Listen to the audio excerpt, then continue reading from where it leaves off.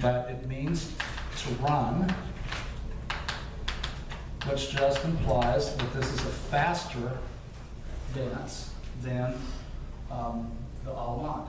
And the French tended to be a compound meter.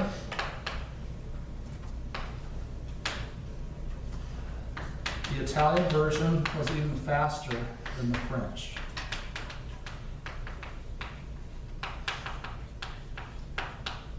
And it would be in a triple meter. So you had these two dance movements which had contrasting meters and had contrasting tempi.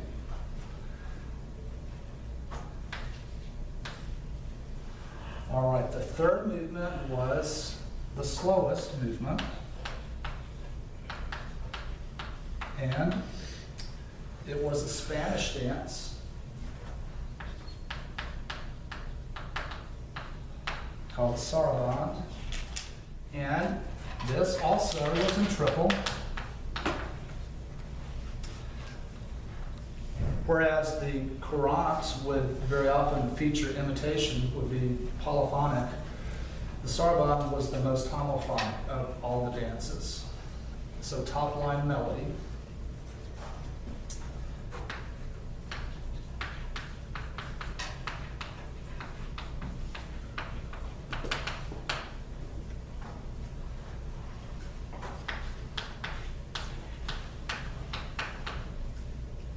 And it often featured an elongation of the second beat. So you would have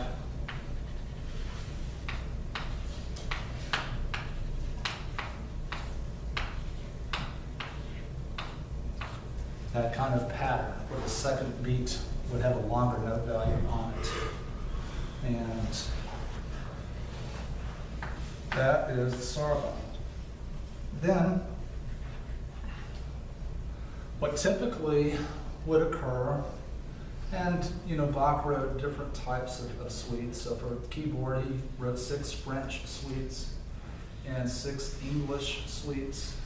For the English suites, he would place a prelude as an opening movement. In these Bach suites, there would be optional dances that would then be inserted between the sarabande and the last dance, which is the G. So some of these optional dances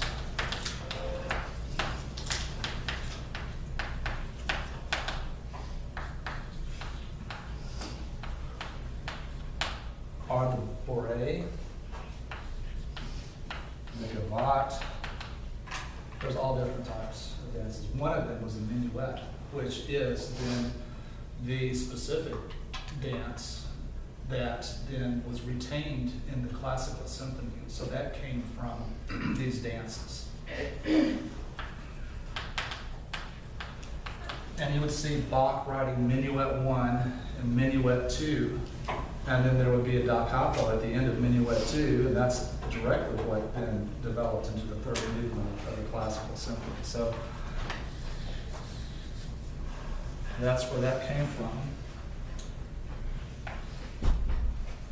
So the last movement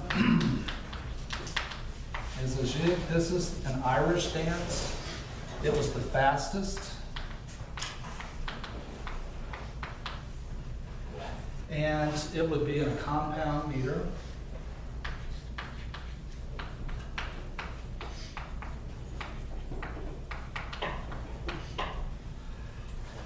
And with Bach, it's described as being quasi-fugal, which means it's almost like a fugue. And so what that means is that it states a theme in one voice that then is answered by a second voice, and you have these layered entrances of that theme.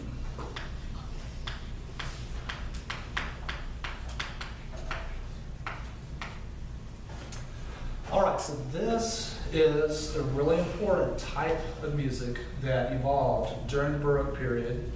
And so you see the beginning of it with this idea of paired dances, but this then was something that was the basis for the Sonata da Camera, And the most important composer of trio sonatas in the 17th century was Arcangelo Corelli. So Corelli is really important for the development of writing for the violin. And the violin, the modern violin family arose in the Baroque period. And this is something that was an improvement over the older instruments that are called viols. And so there were three really important families of luthiers who then developed this artisan craft of building instruments. So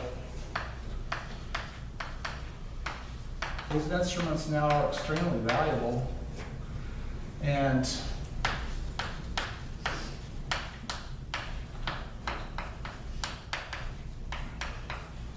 they were working in the city of Cremona. So this becomes the violin making capital of the world. And so Amati and then his family lived basically in the first half of the Baroque period.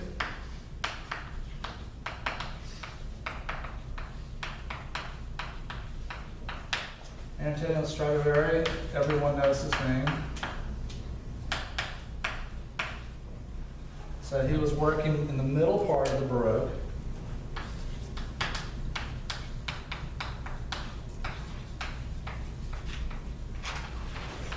And then Giuseppe Guarnieri was working in the second half.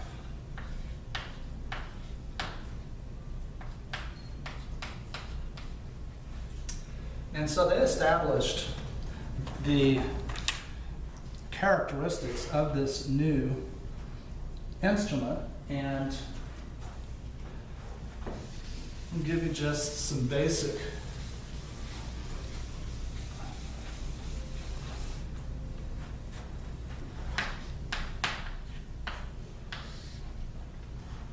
So the older instrument, the viol, was fretted, so it's like a guitar. It typically would have 6 strings. It would have a lower bridge, which made it easier to play chords on.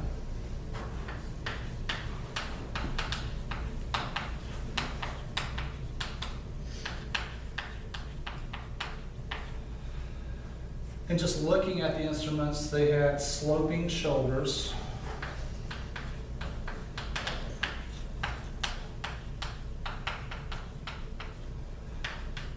Deeper ribs.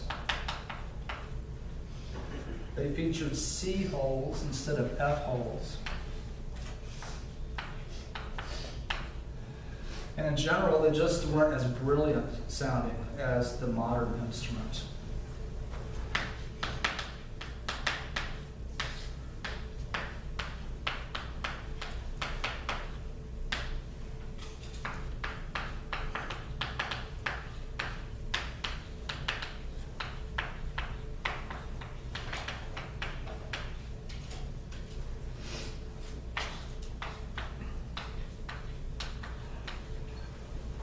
These instruments, too, would be bowed with an under grip. So they would be held on the arm and bowed this way rather than the way that a modern instrument is bowed.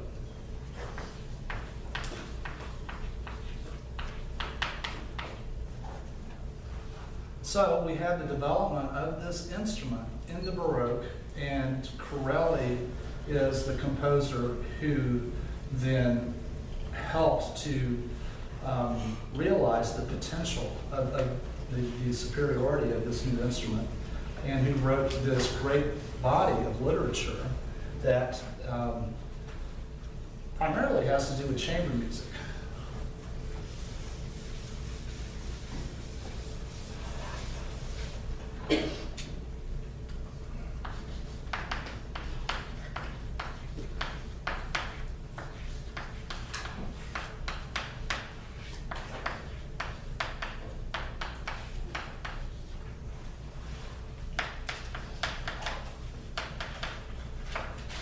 So Corelli was from Bologna, moved to Rome when he was a teenager and spent the rest of his life in Rome, and was very popular. He was a well-known performer and composer. And so Corelli wrote 6 different opus numbers.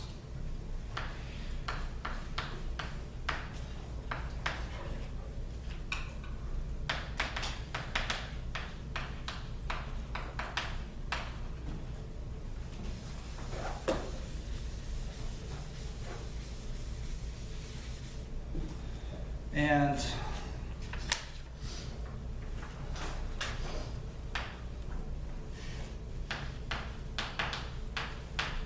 this first opus is 12 trio sonatas, and they're the sonata da chiesa type.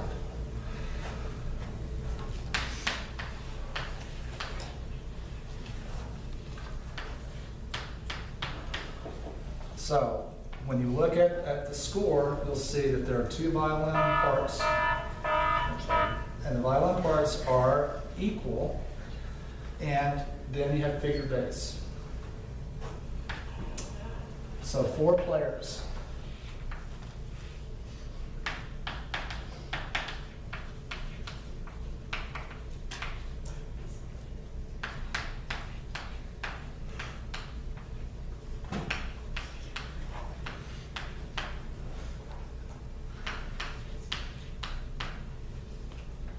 So Opus 2 is 12 trio sonatas. These were the sonata da camera type. So collections of dances. So had 11 of those, and then 1 chaconne. And we talked about the chaconne in talking about the Brahms 4th Symphony, but this originally was a dance as well, chaconne. And it's based on that variation technique, continuous variation. So that was 1685.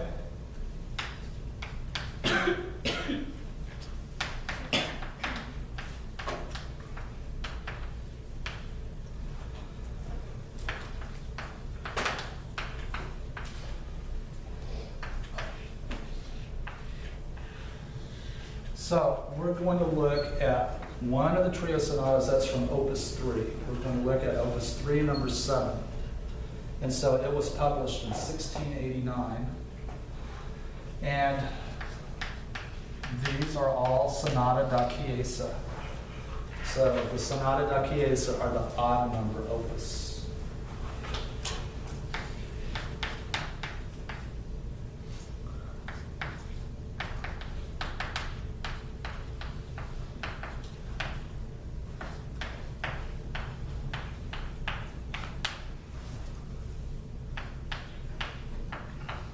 So the other one that we're going to look at is one of the sonata da camera types. And so as Opus 4, he published 12 trio sonatas that are sonata da camera. And that's 1694. So we're going to look at one of the Opus 3 and one of the Opus 4. And his Opus 5 then are 12 sonatas that are for solo violin. The last of which is actually a set of variations on the Folia theme, which was a popular melody. So these feature a single violin plus continuo. And then a really important last opus are his concerti. And so he wrote 12 concerti grossi, and he was the composer who most of all established the concerto grosso at the beginning of the Baroque.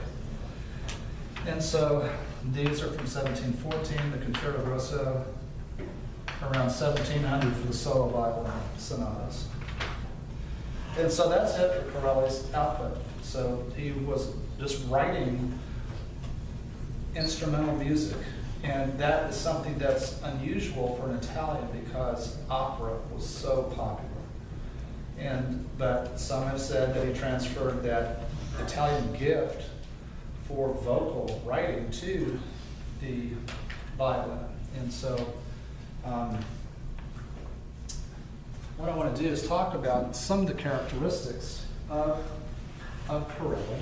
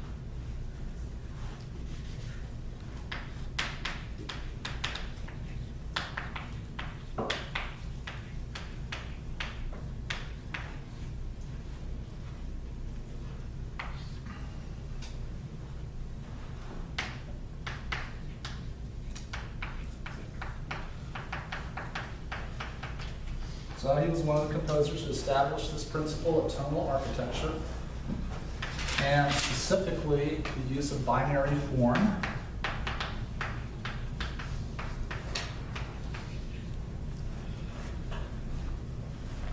He was a composer who was writing in the major-minor system, and so you don't have the idea of modal backgrounds. So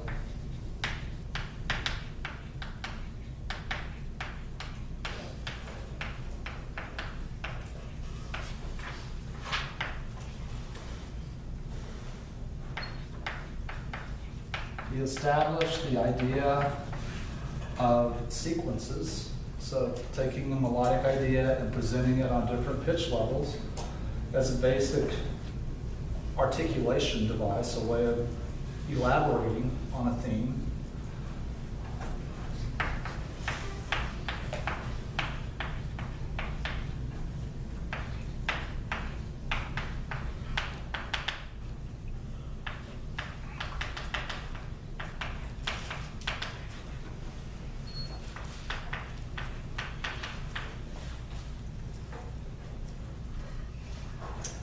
And there are a couple of things in his music that are just typical Corelli features. One is the idea of a succession of suspensions. And so the term chain suspensions describes that.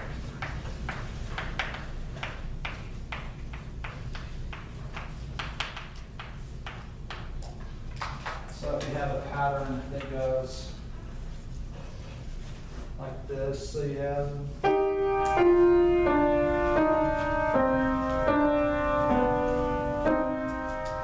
or you have that, you know, the succession, that sounds like a Corelli figure.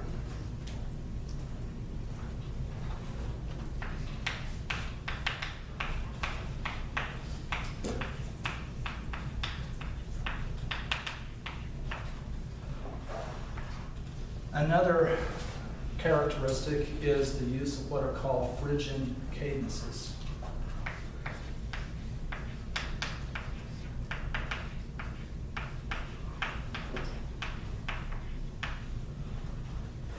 And Phrygian cadence is a specific type of half cadence, and it occurs in the minor mode.